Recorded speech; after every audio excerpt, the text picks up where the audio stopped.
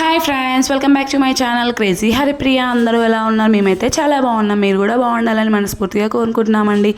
ఎవరైనా మన ఛానల్ని కొత్తగా చూసేవారు ఉంటే ప్లీజ్ సబ్స్క్రైబ్ చేసుకోండి, సపోర్ట్ చేయండి, లైక్ కొట్టండి.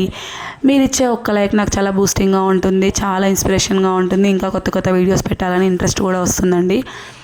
ఈ వీడియో అయితే నేను లాంగ్ వీడియో ఫస్ట్ టైం అయితే ఇంకా నా ఛానల్లో పోస్ట్ చేస్తున్నానండి. ఇంతవరకు షార్ట్ వీడియోస్ అయితే పెట్టాను. ఈ లాంగ్ వీడియోని కూడా అలానే సపోర్ట్ చేస్తారని మనస్ఫూర్తిగా కోరుకుంటున్నానండి. ఇంకా ఈ ఛానల్లో ఫస్ట్ వీడియో అని ఎందుకంటున్నా అంటే లాస్ట్ టైం నాకు ఒక యూట్యూబ్ ఛానల్ అయితే ఉండేదండి.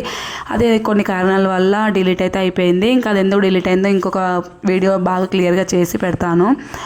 ఇంకా తర్వాత ఇంకొక మళ్ళీ దాని మీద ఉన్న ఇంట్రెస్ట్ తోటి ఈ ఛానల్ అయితే క్రియేట్ చేసుకొని ఇంకా దీంట్లో అయితే వీడియోస్ పెడుతున్నానండి రీసెంట్గా. ఇంకా నేను ఫస్ట్ అయితే ఈ చెట్లకు సంబంధించిన వీడియోనే పెట్టాలనుకున్నానండి. ఎందుకంటే నాకు మొక్కలంటే చాలా ఇష్టము. ఇంకా మొక్కల మీద ఉన్న పిచ్చి వల్ల ఇంకా వీడియో ఇదైతేనే బాగుంటుంది, ఫస్ట్ టైం ఏదైనా మొక్కలకు సంబంధించిందని చెప్పేసి ఇంకా ఈ వీడియో అయితే పోస్ట్ చేస్తున్నాను. ఈ వీడియోని కూడా మీరు అందరు బాగా సపోర్ట్ చేయాలండి. ఇదైతే మా ఇంటి పక్కన ఒక టమాటో మొక్క అయితే పడిందండి. దానికి కాసిన టమాటోస్ అవి చూడడానికి పెద్ద సైజు రేగి పండ్లు లాగా ఉంటాయి. ఇంకా టమాటోస్ అయితే తీసుకొచ్చాను. దాంతోపాటు కొన్ని కాకరకాయలు కూడా దొరికాయండి.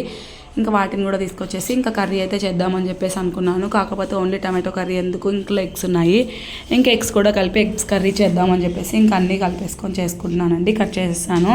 ఇంకా గుడ్లు అయితే కొంచెం పసుపు సాల్ట్ వేసి ఆయిల్ అయితే వేపేసానండి. పచ్చిగా ఉంటే వైట్గా బాగోవు కదా, అందుకని చెప్పేసి ఇంక ఇలా అయితే చేస్తాను నేను.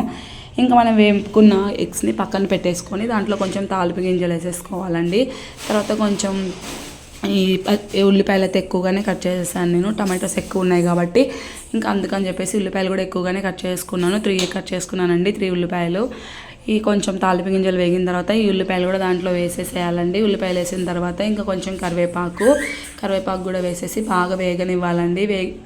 వేగిన తర్వాత కొంచెం సాల్ట్ వేస్తున్నాను. చూడండి, సాల్ట్ ఫస్టే వేయాలి. కాకపోతే నేను ఏంటంటే మర్చిపోవడం వల్ల ఇంక ఇప్పుడు వేయాల్సి వస్తుంది. కానీ ఫస్టే వేసుకుంటే ఏంటంటే మనకి ఉల్లిపాయల్లో ఉన్న తేమంతా పోయి ఉల్లిపాయలు చాలా ఫాస్ట్గా వేగుతాయండి. అల్లం పేస్ట్ అయితే ఇంట్లో రెడీ చేసుకున్నది. ఇంక పేస్ట్ కూడా వేసేసుకొని బాగా కలుపుకోవాలండి కలర్ చేంజ్ అయ్యే వరకు. ఇంకా ఆ మాట చెప్పాలంటే, నిజం చెప్పాలంటే ఈ కర్రీ అయితే అసలు ఏం బాగా రాలేదండి, ఎందుకనో తెలీదు. ఇంకా అందుకని చెప్పి నేను ఇంకా టేస్టింగ్ వీడియో కూడా ఏం పెట్టలేదు. అసలు చండాలంగా ఉంది కర్రీ, అంత టేస్ట్ కూడా అనిపించలేదు. ఎక్కువ ఆయిల్ వేసుకొని చేసుకున్నా కూడా ఇంకా అంత ఏం అనిపించడం లేదండి. చూడండి, ఈ టమాటోస్ వల్లనో ఎందుకో ఏమో కానీ ఇంతకుముందు ఎప్పుడు ఇలా జరగలేదు. ఈ టమాటోస్ వల్లే అనుకుంటా మేబీ.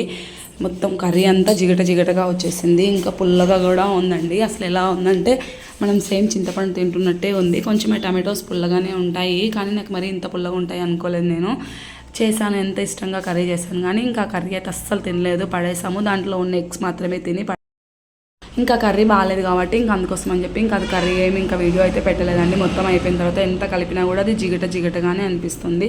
మీరైతే అస్సలు ట్రై చేయకండి.